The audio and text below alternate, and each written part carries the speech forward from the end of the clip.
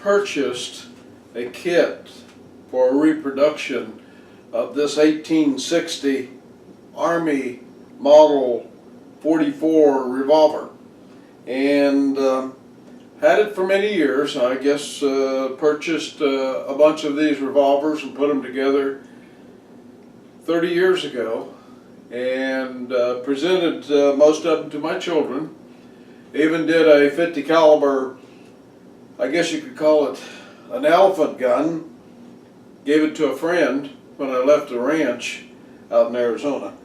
But what we're going to do today is we're going to redress it, clean it up, re-blue it, and that's what you will see on a picture.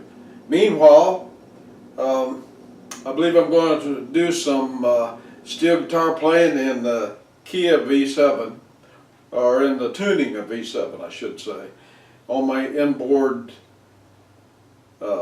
neck of my Fender steel guitar. Thank you for watching. I'm all set up on my electric steel guitar, 1957 Fender D8, 2 necks.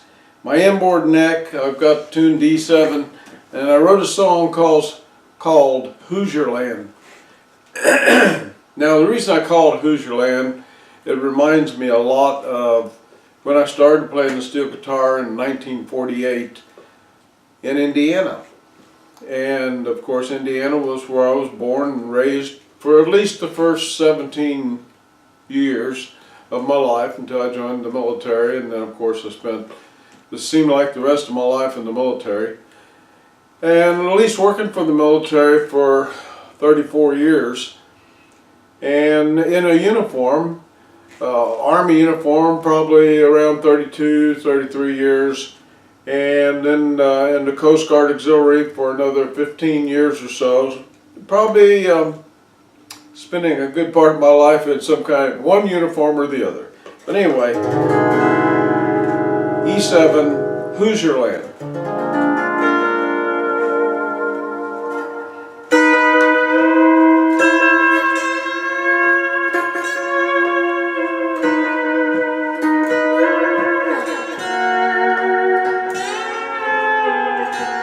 That's my opening.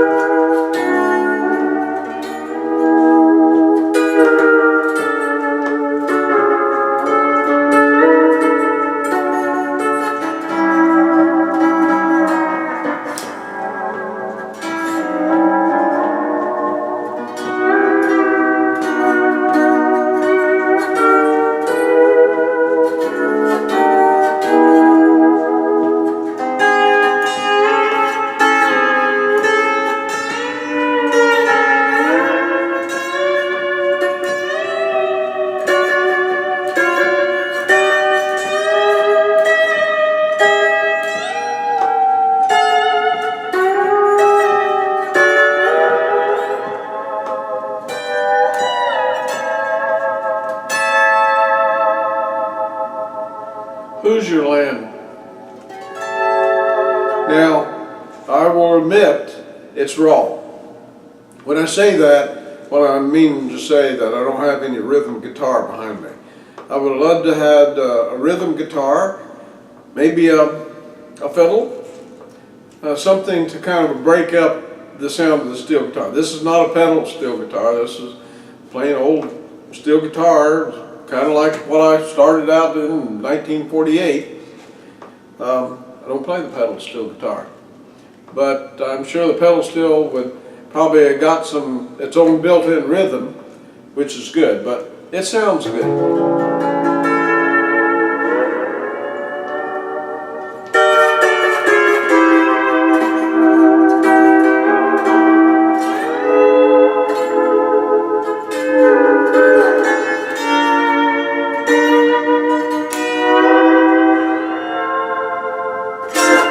Thanks for watching, and we'll be taking the gun apart here pretty soon, so maybe Hoosierland will be a great introduction to taking an 1860 Army Revolver 44 apart, cleaning it up just for you. Good morning, this is Leroy McFall here in Huntsville, Alabama, and I'm exhibiting my 1860 U.S. Army 44 caliber revolver. The 1860 U.S. Army caliber 44 was the first revolver made out of good solid steel. A lot of people consider it the first functional revolver that the U.S. Army had. And I bought this about approximately 30 years ago, when I bought a bunch of replicas to put together from CVA. Today I'm going to take it apart, clean it up, probably do some new bluing of it, and getting it back into good shape.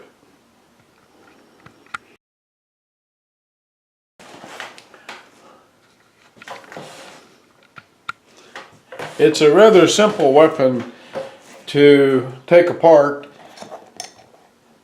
Simply remove the keep by taking this screw out here.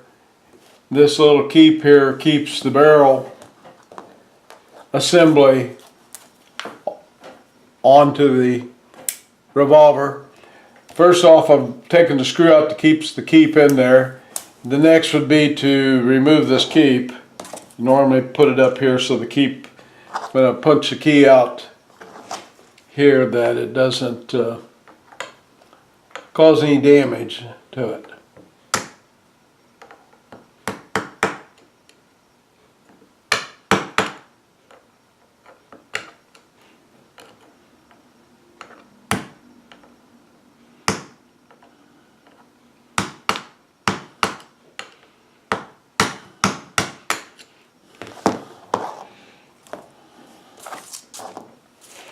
The keep, as you can see, it appears to be getting a little on the rusty side.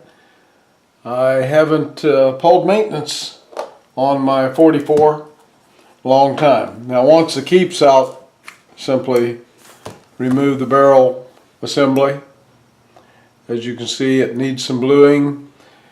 Also, the keeper of this item here that belongs in here has come loose. I'm going to have to grind it down, redo some work on that. And that's about the completion of the mechanism. What I've done now is I've cleaned out the slot here that this little keeper here fits into. Then it holds this tight in here, something like this. And the reason for that is once you fire this old mean machine, it's got quite a kick to it. If that's not in there solid, this will fall down. So and you'll lose this. So now I have to clean this. I've already cleaned this piece out here with the tool, Dremel tool. And now what I'm going to do is I'm going to clean this surface here. I'll probably go ahead and clean the whole surface off so that when I glue it, it'll look rather nice. The trigger assembly on this gets rather filthy. And over a period of time, as you can see, the firing has caused this brass in here to get blackened, and the firing of it, this blacking here, it needs polished, and I'm going to have to disassemble it to polish it, which means that I'll have to do some major breakdowns of it.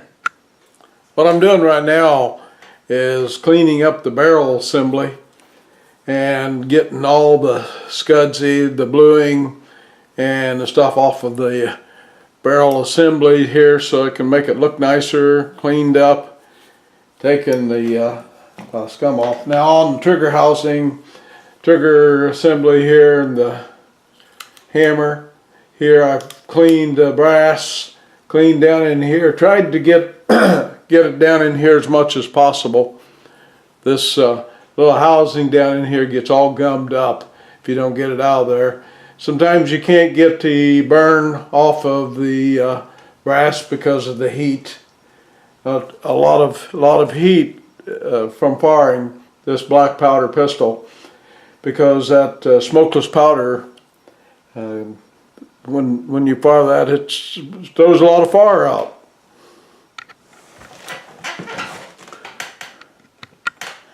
Now that I have the barrel assembly repaired, I've smoothed it down with steel wool. I've got the connector in place. Hopefully it'll dry and it'll hold. Meanwhile, I'll touch it up with bluing a little bit and hope